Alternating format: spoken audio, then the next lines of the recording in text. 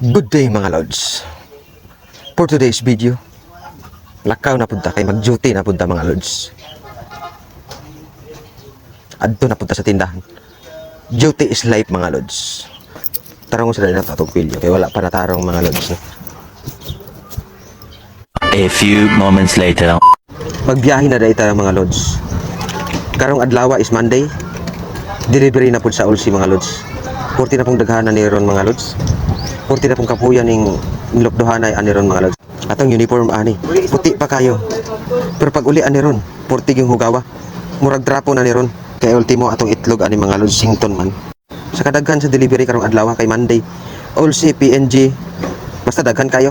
Pero base sa among standard mga lods, unahon sa ginamo among stock, unahon sa ginamo refill ang ceiling bago mi mo tabang sa bodega. One eternity later. So karon mga lods, naabot na dahil sa tindahan mga lods. Diri dahil sa likod mga lods. Naanapoy delivery ang Ulsi mga lods. Oh. Ang ilang delivery mga lods, abot na pug libo mga lods. Libo kapi na pud ilang delivery mga lods. Nara mga lods. Oh. Grabe na pong singot ani ron mga lods. Apil itlog magsingot na pud ni. Sigahan sa matabi.